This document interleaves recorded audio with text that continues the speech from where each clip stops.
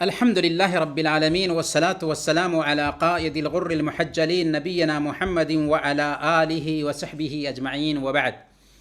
پیارے بھائیوں اور دینی بہنوں، السلام علیکم ورحمۃ اللہ وبرکاتہ۔ کتاب التوحید کے اس کلاس میں آپ سب کا استقبال ہے، اور آج ہم باب نمبر 62 پڑھنے والے ہیں، جس کا ٹاپک ہے کثرت سے قسم اٹھانا، زیادہ سے زیادہ قسم کھانا۔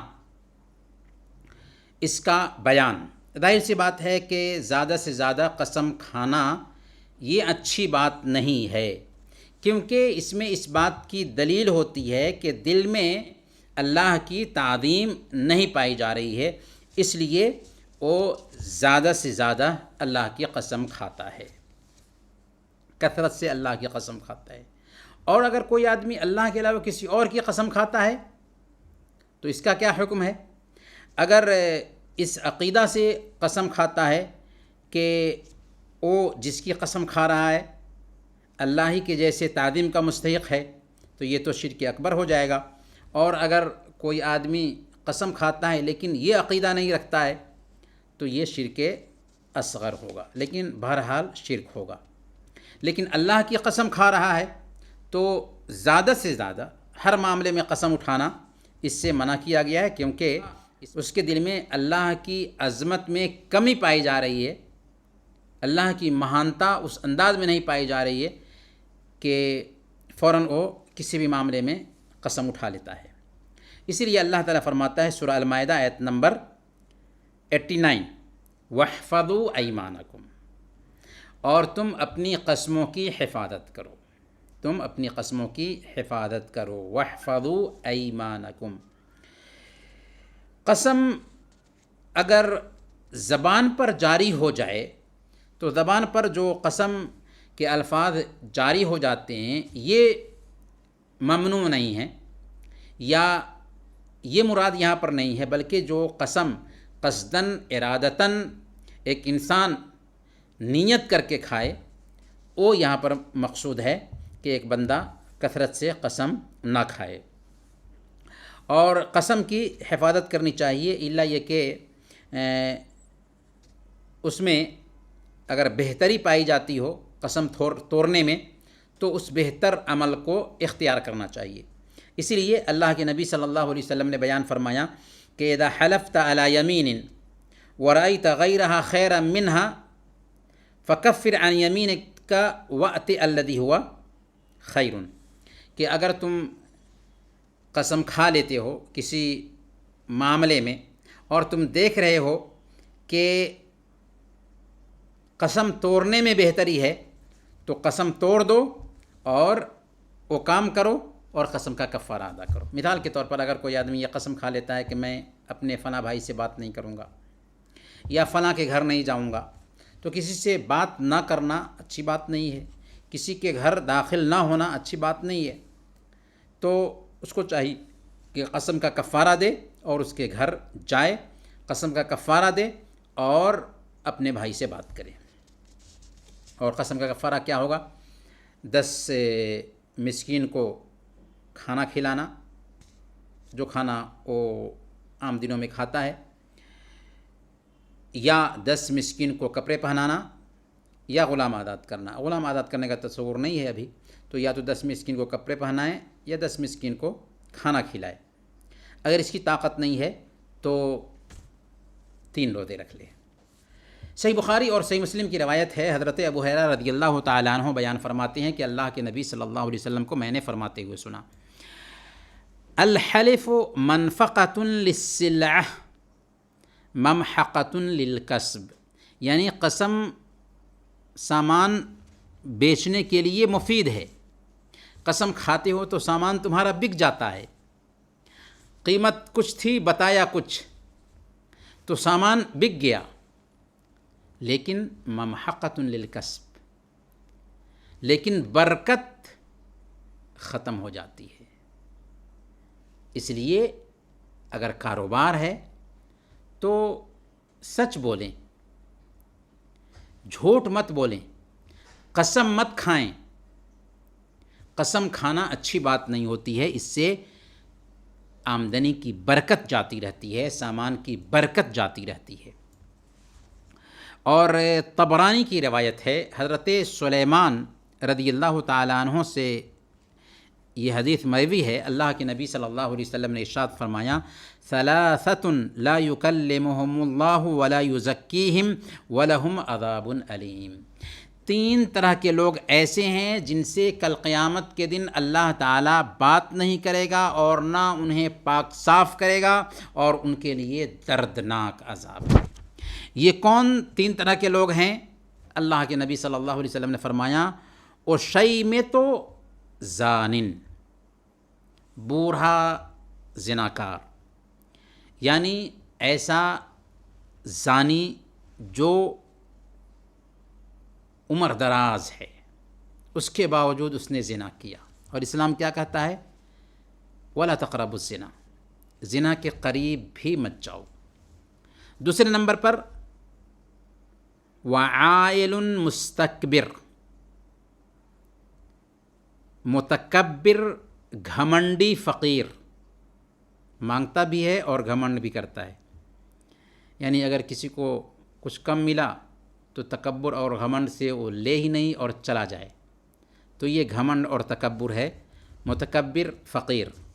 اور تیسرے نمبر پر ورجل جعل اللہ بضاعتہ لا یشتری الا بیمینہ ولا یبیع الا بیمینہ، اور وہ آدمی جس نے اللہ کو اپنا مال بنا لیا ہوا ہے، اپنا مال سمجھا ہوا ہے کہ قسم ہی سے خریدتا ہے اور قسم ہی سے بیچتا ہے۔ کیا مطلب؟ یعنی قسم کھا کر کے سامان خریدتا ہے اور قسم کھا کر کے سامان بیچتا ہے، اللہ کو گویا کہ اس نے اپنا مال سمجھ رکھا ہے۔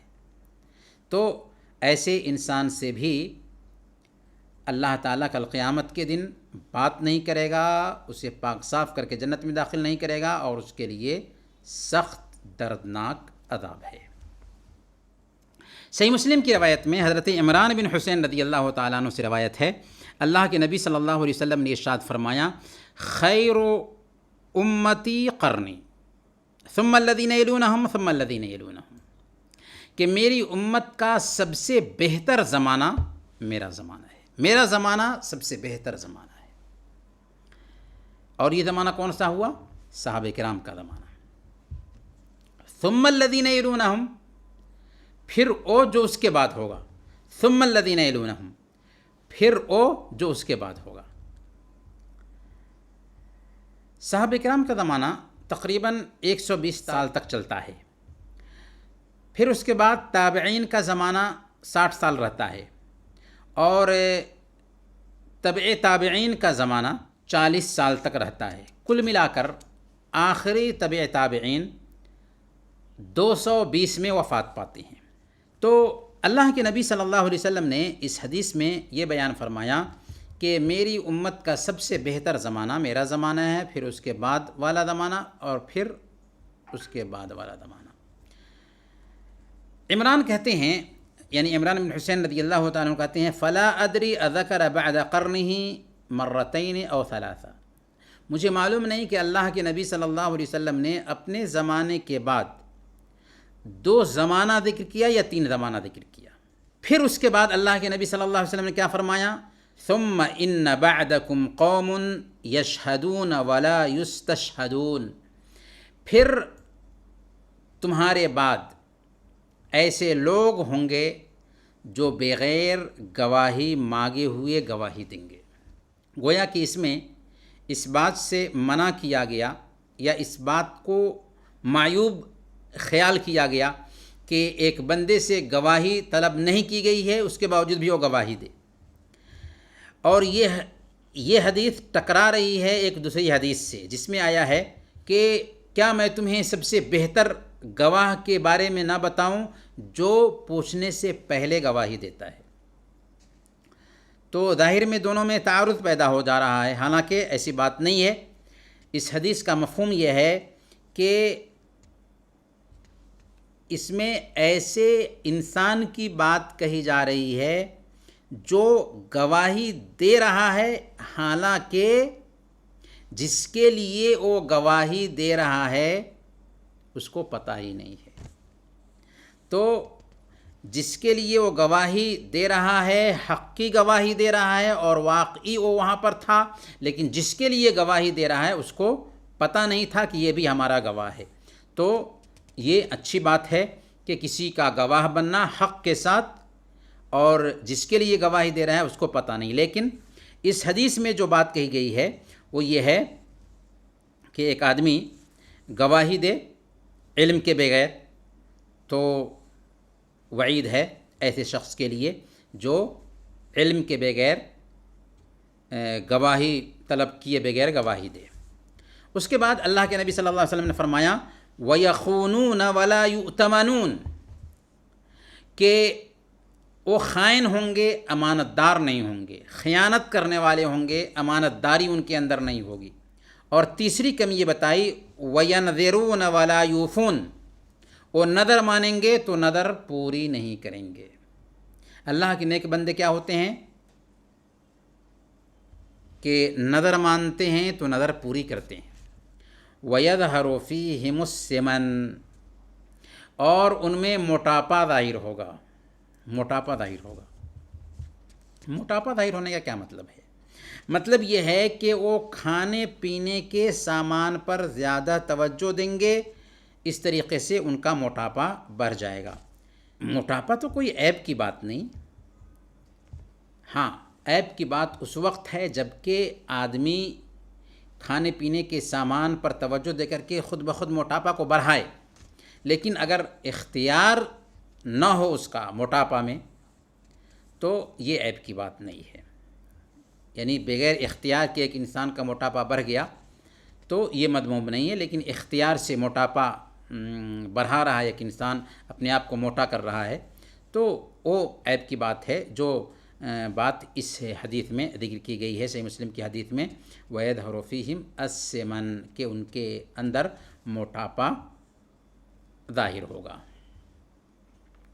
آگے کی حدیث پڑھتے ہیں. صحیح بخاری اور مسلم کی یہ حدیث ہے. حضرت عبداللہ بن مسعود رضی اللہ تعالیٰ عنہ بیان فرماتے ہیں کہ اللہ کے نبی صلی اللہ علیہ وسلم نے ارشاد فرمایا خیر الناس قرنی ثم الذین یلونہم ثم الذین یلونہم، سب سے بہتر میرے زمانہ کے لوگ ہیں، پھر وہ جو ان کے بعد آئیں گے، پھر وہ جو ان کے بعد آئیں گے. ثم یجیء قوم تسبق شہادت احدہم یمینہ ویمینہ شہادتہ، پھر اس کے بعد ایسے لوگ آئیں گے جن کی گواہی قسم سے پہلے اور قسم گواہی سے پہلے ہوگی. وہ لوگ نہ گواہی کے بارے میں احتیاط کریں گے اور نہ ہی قسم کے بارے میں احتیاط کریں گے، بلکہ آنن فانن گواہی دینے کے لیے تیار ہو جائیں گے اور آنن فانن قسم کھانے کے لیے تیار ہو جائیں گے، اور احتیاط نہیں برتیں گے گواہی اور قسم کے حوالے سے. اسی لیے ابراہیم النخعی رحمۃ اللہ علیہ فرماتے ہیں کانوا یضربوننا علی الشہادۃ والعہد ونحن صغار، کہ بچپن میں ہمارے جو بزرگ ہوا کرتے تھے وہ گواہی اور عہد پر قائم رکھنے کے لیے ہمیں مارا کرتے تھے، ہماری تربیت کیا کرتے تھے، ہمیں پیٹا کرتے تھے کہ گواہی دو تو حق کے ساتھ گواہی دو اور وعدہ پر پورا اترو. تو بچپن میں ہمارے بزرگ گواہی اور عہد پر قائم رہنے کے لیے ہمیں مارا کرتے تھے. برکیف اس باب میں سب سے اہم بات جو بتائی گئی ہے وہ یہ ہے کہ ہم قسموں کی حفاظت کریں، اور اگر کوئی آدمی قسم کھا کر کے سامان بیچتا ہے تو سامان تو بک جاتا ہے لیکن اس آمدنی کی برکت چلی جاتی ہے. اور اس بات کی بھی اس میں وضاحت کی گئی ہے کہ خواہ مخواہ قسم کھا کر کے اپنا مال نہیں بیچنا چاہیے، اور گواہی دینے میں بھی احتیاط سے کام لینا چاہیے. اور اس بات کی بھی وضاحت ہے کہ اسلاف کرام اللہ والے اپنے بچوں کو تربیت دیتے تھے کہ گواہی دو تو حق کی گواہی دو اور وعدہ پہ جمے رہو، جیسا کہ حضرت ابراہیم النخعی رحمۃ اللہ علیہ فرماتے ہیں کہ بچپن میں ہمارے بزرگ گواہی اور وعدہ پر قائم رہنے کے لیے ہمیں مارا کرتے تھے. برکیف انہی چند باتوں کے ساتھ آج کے اس درس کو ہم ختم کرتے ہیں. وصلی اللہ علی نبینا محمد وعلی آلہ وصحبہ اجمعین.